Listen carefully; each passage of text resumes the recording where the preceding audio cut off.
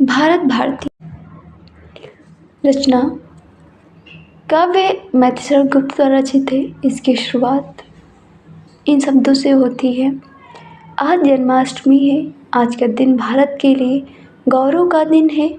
आज ही हम भारतवासियों को यहाँ तक कहने का अवसर मिला था कि जय जय स्वर्गार सम भारत कारागार, पुरुष पुरातन का जहाँ हुआ नया अवतार। जब तक संसार में भारतवर्ष का अस्तित्व रहेगा तब तक यह दिन उसकी महिमा का महान दिन समझा जाएगा। इसमें कुछ भी संदेह नहीं। आज भगवान ने उन वचनों की सार्थकता दिखाई थी जिन्हें अपने कुरुक्षेत्र में अर्जुन को गीता का उपदेश करते हुए प्रकट किया था। यदा यदा ही धर्मस्य ग्लानि भवति भारत अभ्युत्थानम धर्मस्यादात्मन। भला मेरे लिए इससे शुभ और कौन सा दिन होता कि मैं प्रस्तुत पुस्तक आप लोगों के सम्मुख उपस्थित करने के लिए पूर्ण करूं। यह बात मानी हुई है कि भारत की पूर्व और वर्तमान दशा में बड़ा भारी अंतर है। अंतर न कहकर ऐसे विपरीत कहना चाहिए।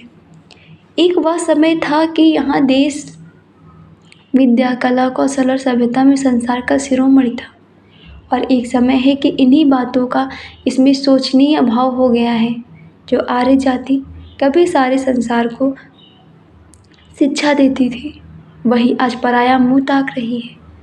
ठीक है, जैसा जिसका जैसा उत्थान उसका वैसा ही पतन, परंतु क्या हम लोग सदा अवनत में ही पड़े रहेंगे? हमारे देखते देखते जंगली जातियां तक उठकर हमसे आगे बढ़ जाएं और हम वैसे ही पड़े रहें। इससे अधिक दुर्भाग्य की बात और क्या हो सकती है?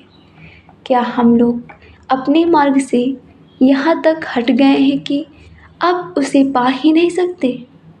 क्या हमारी सामाजिक अवस्था इतनी बिगड़ गई है कि वह सुधारी ही नहीं जा सकती?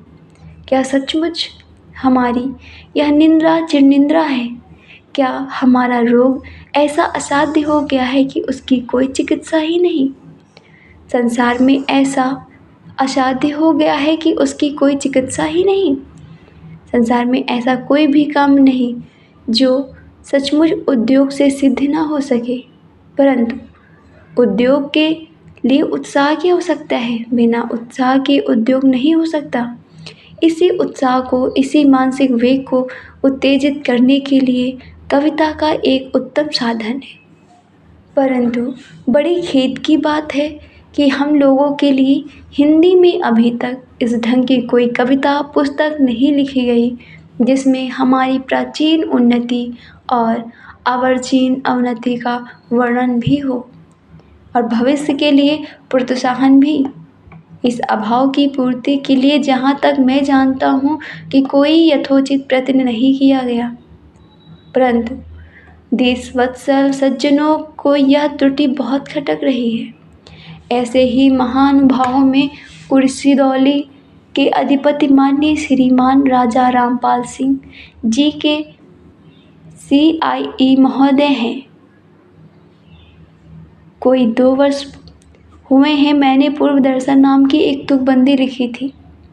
उस समय चित्त में आया था कि हो सका तो कभी इसे पल्लवित करने की चेष्टा भी करूँगा। इसके कुछ ही दिन बाद उक्त राजा साहब का एक कृपा पत्र मुझे मिला। अतीत खंड की शुरुआत मंगलाचरण से होती है। मानस भवन में आर्यजन जिसकी उतारे आरती, भगवान भारतवर्ष में गूंजी हमारी भारती। हो भद्र भावोद्भाविनी वह भारती है भवगते, सीतापति सीतापति गीतामते गीतामते। उपक्रमणिका में लिखा है, हाँ लेखनी हथपत्र पर लिखनी तुझे है यह कथा, दृक कालिमा में डूब कर तैयार होकर सर्वथा। स्वच्छंदता से कर तुझे पढ़ने पड़े प्रस्ताव जो जग जाए, तेरी नोक से सोए हुए हों भाव जो। संसार में किसका समय है एक सा रहता सदा, है निसी दीवा सी घूमती सर्वदा विपदा संपदा।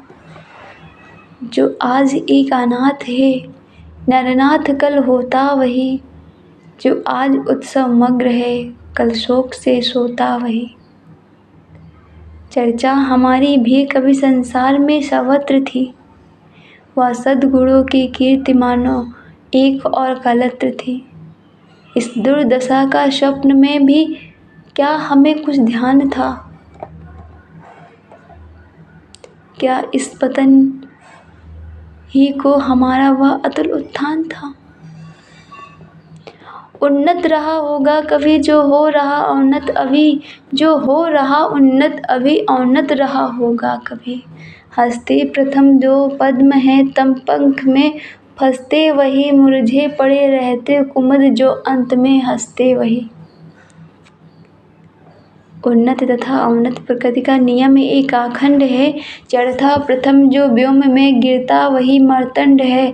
अतएव अवनति ही हमारी कह रही उन्नति कला, उत्थान ही जिसका नहीं उसका पतन ही क्या भला। मैथिली शरण गुप्त जी कहते हैं उपक्रमणिका में कि हे लेखनी, हथपत्र पर लिखनी तुझे है यह कथा। अपने कलम से कहते हैं कि इस हथपत्र पर तुम्हें एक कथा लिखनी है जो दृक कालिमा में डूबकर तैयार हो जाए, सर्वथा तैयार हो। स्वच्छंदता से कर तुझे करने पड़े प्रस्ताव जो, स्वच्छंदता से कर जो तुझे प्रस्ताव करना पड़े, जाग जाए तेरी नोक से सोए हुए हों भाव जो, और तेरी नोक से सोए हुए भाग भी जाग जाए। संसार में किसका समय है एक सा रहता सदा, संसार में ऐसा किसी का समय नहीं है जो हमेशा एक जैसा रहता हो। है निसी दीवा सी घूमती सर्वत्र विपदा संपदा, जैसे रात और दिन घूमते हैं वैसे विपदा और संपदा भी सर्वत्र घूमती रहती है। जो आज एक अनाथ है नरनाथ कल होता वही, जो आज के समय में वर्तमान में जो आज एक अनाथ है वह कल के रूप में एक नरनाथ भी हो सकता है। जो आज उत्सव मग्न है कल शोक से रोता वही, आज और जो उत्सव मना रहा है कल वही शोक में रोता भी है। चर्चा हमारी भी कभी संसार में सर्वत्र थी। कहते हैं कि हमारे भारतवर्ष की चर्चा भी जो है संसार में कभी संपूर्ण रूप से थी, वह सद्गुणों की कीर्ति मानो एक और कलत्र थी। और जो सद्गुणों की जो कीर्ति है वह चारों तरफ कलत्र थी। इस दुर्दशा का स्वप्न भी क्या हम में कुछ ध्यान था, ऐसी भारत की दुर्दशा हो जाएगी क्या ऐसा हमने कभी सोचा था, ऐसा क्या हमने कभी स्वप्न में भी ध्यान था। क्या इस पतन ही को हमारा वह अतुल उत्थान था, जो हमने पहले उत्थान किया तो क्या वो इस पतन के लिए हमने उत्थान किया था। दृढ़ दुख दवानल इस सब और घेर जला रहा, तिस पर अदृष्ट का उल्टा विपद व्रज चला रहा। यद्यप बुझा सकता हमारे नेत्र जल इस आग को, पर अधिक हमारे स्वार्थ में सूखे हुए अनुराग को। सहृदय जनों के चित्त निर्मल कुर्क जाकर कांच से, होते दया के वस्त्र द्रवित हैं तप्त हो इस आँच से। चिंता कभी भावे दशा की वर्तमान व्यथा कभी, करती तथा चंचल उन्हें भूतकाल कथा कभी। जो इस विषय पर आज कुछ कहने चले हैं हम यहाँ, क्या कुछ सजग होंगे सखी कुछ उनको उसको सुन के जो इस विषय पर आज कुछ कहने चले हैं हम यहाँ, क्या कुछ सजग होंगे सखी उसको सुनेंगे जो जहाँ। कवि के कठिनतर कर्म ही करते नहीं हम धृष्टता, पर क्या नहीं विश्वोत्कृष्टता करती विचारोत्कृष्टता। हम कौन थे क्या हो गए और क्या होंगे अभी, आओ विचारे आज मिलकर ये समस्याएं सभी। यद्यप हमें इतिहास अपना प्राप्त पूरा है नहीं, हम कौन थे इस ज्ञान का फिर अधूरा है नहीं। हम कौन थे इस ज्ञान का फिर भी अधूरा है नहीं। भारतवर्ष की श्रेष्ठता में मैथिली शरणगुप्त ने वर्णन किया। भूलोक का गौरव प्रकृति का पूर्ण लीला स्थल कहाँ, फैला मनोहरी गिरि हिमालय और गंगा जल जहाँ। संपूर्ण देशों से अधिक किस देश का उत्कर्ष है उसका, कि जो ऋषभूमि है वह कौन भारतवर्ष है। हाँ, वृद्ध भारतवर्ष ही संसार का सिरमौर है। ऐसा पुरातन देश कोई विश्व में क्या और है। भगवान की भवभूतियों का यह प्रथम भंडार है। विधि ने किया नर सृष्टि का पहले यही विस्तार है। यह पुण्य भूमि प्रसिद्ध है। इसके निवासी आर्य हैं, विद्या कला कौशल सबके जो प्रथम आचार्य हैं। संतान उनकी आज यद्यप हम अधोगति में पड़े, पर चिन्ह उनकी उच्चता के आज भी कुछ है खड़े। हमारा उद्भव शुभ शांतिमय शोभा जहाँ भवबंधनों को खोलती, हिलमिल मृगों से खेल करती सिंघनी थी डोलती। स्वर्गीय भावों से भरे ऋषि होम करते थे जहाँ, उन ऋषिगणों से ही हमारा था हुआ उद्भव यहाँ। हमारी पूर्वज के को व्यक्त करते हुए मैथिली शरणगुप्त जी कहते हैं, उन पूर्वजों की कीर्ति का वर्णन अतीव अपार है। उन पूर्वजों की कीर्ति का वर्णन अतीव अपार है। गाते नहीं उनके हमें गुणकार है संसार है। वे धर्म पर करते निछावर तृण समान शरीर थे। उनसे वही गंभीर थे, वर वीर थे, ध्रुवधीर थे। उनके अलौकिक दर्शनों से दूर होता पाप था, अति पूर्ण मिलता था तथा मिटता हृदय का ताप था। उपदेश उनकी शांति कारक थे, निवारक शोक के सब लोग उनका भक्त था। वे थे हितैषी लोक के, लगते न अग की और थे वह, न अग न लगता था उन्हें। वे धर्म को रखते सदा थे, धर्म रखता था उन्हें। वे कर्म से ही कर्म का थे नाश करना जानते। वे कर्म से ही कर्म का था नाश करते जानते। करते वही थे जिसे कर्तव्य थे वे मानते।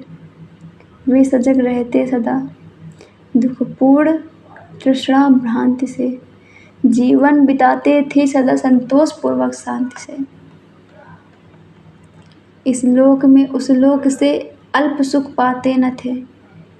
कहते हैं कि इस लोक में उस लोक से वे अल्प सुख पाते न थे। हंसते हुए आते न थे, रोते हुए जाते न थे। जिनकी अपूर्व सुगंध से इंद्र मधु पगड़ थे हिले, सद्भाव सरसिज वर जहाँ पर नित्य रहते थे खिले। लहरें उठाने में वहाँ व्यवहार मारुत लग्न था, उन्मत्त आत्मा हंस उनके मानसों में मग्न था। वे इस नियमों की कभी अवहेलना करते न थे। सन्मार्ग में चलते हुए वे विघ्न से डरते न थे। अपने लिए वे दूसरों का हित कभी हरते न थे। चिंता प्रपूर्ण अशांति पूर्वक वे कभी मरते न थे। वे मोह बंधन मुक्त थे, स्वच्छंद थे, स्वाधीन थे, संपूर्ण सुख संयुक्त थे। वे शांति शिखर सीन थे। मन से वचन से कर्म से वे प्रभु भंजन में लीन थे। मन से वचन से कर्म से वो प्रभु भंजन में लीन थे। विख्यात ब्रह्मानंद नंद के वे मनोहर मीन थे। उनके चतुर्दिक कीर्त पट को असंभव मापना, कि दूर देशों में उन्होंने अविनेश स्थापना। पहुँचे जहाँ वे अज्ञात का द्वार जानो रुक गया। वे झुक गए जिस और को संसार मानो झुक गया। वर्णन उन्होंने जिस विषय का है किया पूरा किया, मानो प्रकृति ने ही स्वयं साहित्य उनका रच दिया। चाहे समय की गति कभी अनुकूल उनके हो नहीं है, किंतु निश्चल एक से सिद्धांत उनके सब कहीं।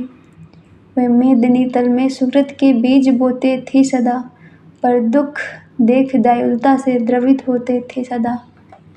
वे सत्व गुण शुभ्रंश से तमताप खोते थे सदा, निश्चित विघ्न विहीन सुख की नींद सोते थे सदा।